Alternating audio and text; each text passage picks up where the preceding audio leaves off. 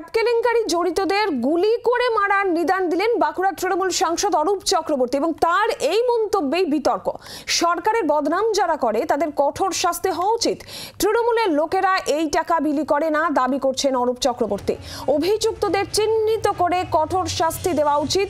Tap কেলেঙ্কারিতে জড়িতদের গুলি করে মারা উচিত এই দাবি করেছেন অরূপ চক্রবর্তী। আর তার এই মন্তব্যেই এই মুহূর্তে বিতর্ক। তৃণমূল সমিতির লোকেরা তারা তো এই টাকাটা ডিস্ট্রিবিউশন করে না, টাকাটা অফিসিয়ালি ডিস্ট্রিবিউশন হয় ছাত্রদের নামে, ছাত্রদের অ্যাকাউন্ট নাম্বার নামে। তো ছাত্রদের নাম, ছাত্রদের অ্যাকাউন্ট নাম্বারের নাম সে তো গভর্নমেন্টের কাছে অ্যাপ্লাই করে দিয়েছে।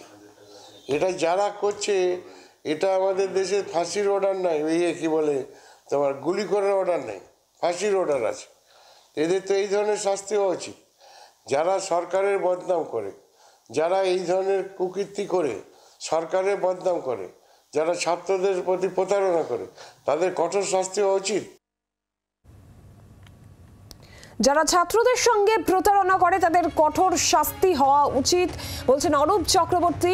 তৃণমূলের লোকেরা এই টাকা বিলি করে না এই দাবি তিনি করছেন। আর অভিযুক্তদের চিহ্নিত করে কঠোর শাস্তি দেওয়ার পাশাপাশি তিনি এটাও বলছেন যে ট্যাপ কেলেঙ্কারিতে জড়িতদের গুলি করে মারা উচিত। তার এই মন্তব্য, যে মন্তব্য নিয়ে এই মুহূর্তে বিতর্ক এবং তরজা তুঙ্গে। মৃত্যুঞ্জয় দাস টেলিফোন লাইনে রয়েছেন, আরো বিস্তারিত জানবেন। মৃত্যুঞ্জয়, অরূপ চক্রবর্তী তৃণমূল সাংসদ, তিনি বলছেন যে ছাত্রদের সঙ্গে যারা প্রতারণা করেন তাদের কঠোর শাস্তি হওয়া উচিত, এমনকি গুলি করে মারা উচিত, এমনটাও বলছেন অরূপ চক্রবর্তী।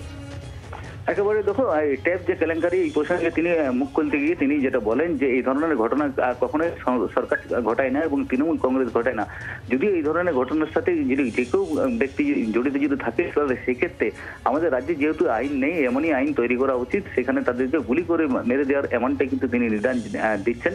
এবং যেটা প্রসঙ্গত যেটা জানতে পারা যায় যে বাঁকুড়া জেলায় 10টি স্কুল রয়েছে, 10টি স্কুলে প্রায় 40 জন বেশিরও যে ছাত্রছাত্রী, সেই ছাত্রছাত্রীর যে অ্যাকাউন্টে যে ট্যাবের অঙ্ক, সেই অঙ্ক না ঢুকে অন্যান্য অ্যাকাউন্টে চলে যায়। এই নিয়ে একটা বিতর্ক ডানা বাঁধে এবং সেই নিয়েই কিন্তু বাঁকুড়া লোকসভা কেন্দ্রের সাংসদ অরূপ চক্রবর্তী তিনি আজকে সাংবাদিক সম্মেলন করেন এবং সাংবাদিকদের মুখোমুখি হয়ে তিনি কিন্তু পরিষ্কারভাবে এই ভাষায়, কড়া ভাষাতেই তিনি কিন্তু এই যে মন্তব্য তিনি রেখেছেন এবং সেখানে গুলি করে মেরে দেওয়া কিন্তু তিনি নিদান দিচ্ছেন। তবে তার এই ধরনের যে বক্তব্য, এই ধরনের বক্তব্য এই প্রথমবারই নয়, এর আগেও তিনি এই ধরনের মেরে দেওয়া বা কেটে দেওয়া বা বলি দিয়ে দেওয়ার এই ধরনের তিনি কিন্তু মন্তব্য রেখেছেন। তবে তিনি এই যে কথাবার্তা বলেছেন, এই কথাবার্তা তিনি কোন প্রসঙ্গে বা কিভাবে তিনি একজন সাংসদ হয়ে বলতে পারেন সেটা নিয়ে কিন্তু একটা প্রশ্ন ইতিমধ্যেই বিরোধীদের মধ্যে উঠতে শুরু করেছে। তবে এটা এই ধরনের যে মন্তব্য, এই ধরনের মন্তব্য এই প্রথমবারই নয় এই বাঁকুড়া সাংসদ অরূপ চক্রবর্তী। ধন্যবাদ মৃত্যুঞ্জয়। আর বাঁকুড়া তৃণমূল সাংসদ অরূপ চক্রবর্তীর এই মন্তব্য, তার গুলি করে মারা উচিত এই মন্তব্যে যখন বিতর্ক, বিজেপি কি বলছে, সুভাষ সরকার কি বলেছেন প্রতিক্রিয়ায় শুনবো। সাইবার হানা তো হয়েছে, কিন্তু সেটা একেবারে তৃণমূল নেতাদের দ্বারা একটা সংগঠিত দুর্নীতি চক্র। মানে বিভিন্ন স্কুলের যে সমস্ত কমিটিগুলো আছে সেই কমিটিতে তৃণমূলের নেতারা আছে, তারা স্কুল থেকে সব অ্যাকাউন্ট ডিটেলস নিয়েছে আর নিয়ে ওই হ্যাকারদেরকে সাপ্লাই করেছে।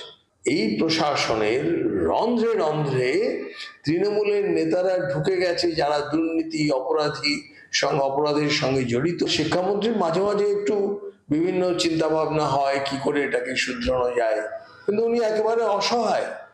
তার কারণ এত দুর্নীতিযুক্ত নেতা, অপরাধী সব তৃণমূলের নেতা হয়ে গেছে।